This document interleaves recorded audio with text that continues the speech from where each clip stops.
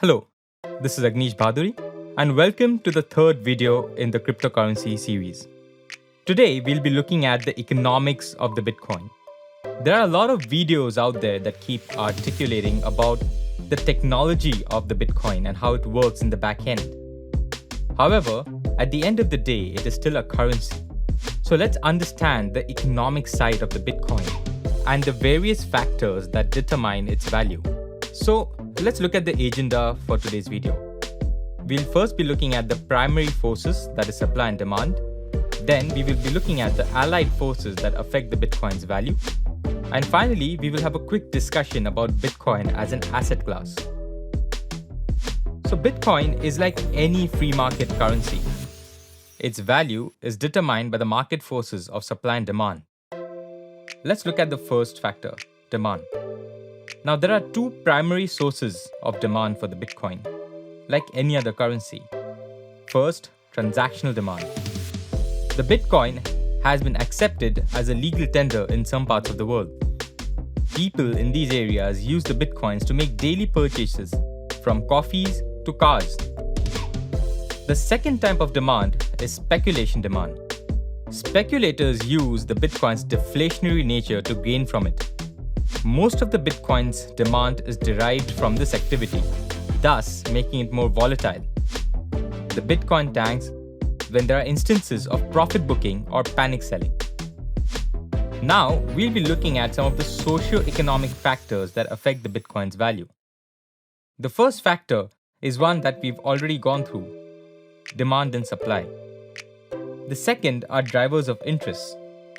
Beyond the specialists initially drawn to the Bitcoin as a solution to technical, economic, and political problems, interest among the general public has historically been stimulated by banking blockades and fiat currency crisis. Banking blockades. Probably the first such instance was the late 2010 WikiLeaks banking blockade, whereby Visa, MasterCard, Western Union, and PayPal ceased processing donations to WikiLeaks. Following a request from Satoshi, Julian Assange refrained from accepting Bitcoin until midway through 2011. Nevertheless, this event shone a light on the Bitcoin's unique value as censorship-resistant electronic money. The most recent such blockade occurred when MasterCard and Visa blacklisted Backpage.com, a Craigslist-style list, which lists inter alia adult services. Adult services providers whose livelihood depends on such advertising have no way to pay for it besides Bitcoin. The Silk Route is another example of a time when Bitcoins have been used to pay for illegal activity. Fiat currency crisis. As discussed, a Bitcoin wallet can be a lot safer than a bank account.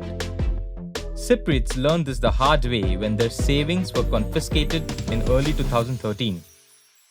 This event was reported as causing a price surge as savers rethought the relative risks of banks versus the Bitcoin.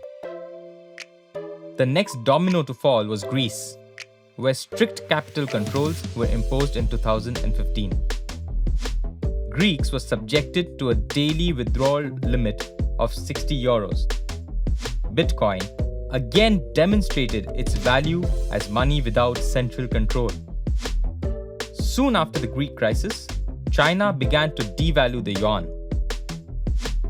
As reported at the time, Chinese savers turned to Bitcoin to protect their accumulated wealth. The next factor is market manipulation. Bitcoin's all-time high above the $1,000 mark was partly driven by an automated trading algorithms or bots running on the Mt. Gox exchange. All evidence suggests that these bots were operating fraudulently under the direction of exchange operator Mark Karpelès, bidding up the price with phantom funds. The last factor are price irregularities. Sometimes an exchange's price may be entirely different from the consensus price, as occurred for a sustained period on the Mt. Gox prior to its failure and recently on the Winklevoss Gemini exchange. In mid-November 2015, The BTC USD hit 2200 US dollars on the Gemini, while trading around just 330 US dollars on other exchanges. These trades were later reversed.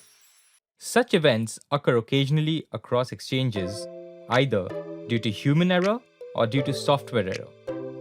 Now, to evaluate Bitcoin as an asset class. Like I mentioned, speculators have been using the Bitcoin for investments for the past years, many years. However, due to the short supply of the Bitcoin in the market, the Bitcoin has been extremely volatile and prone to sentimental trading. The problem is, as all 21 million Bitcoins haven't yet been mined, the value is driven more by speculative demand than transaction demand. Over the past year, I have arranged many conferences on the Bitcoin, and during them, I have received a lot of queries from new investors looking at the Bitcoin as an alternative asset class to fixed income and equity. My advice would be, keep a majority of your investments in fixed income and equity, and trade the Bitcoin only as a risky growth investment. Use technical analysis indicators based on price and volume metrics, and look out for a macroeconomic trigger, something like Donald Trump's election victory in November 2016, for a surge in the Bitcoin's price. Stay tuned for the next video, where we will be looking at common Bitcoin-related Q&A. Thank you.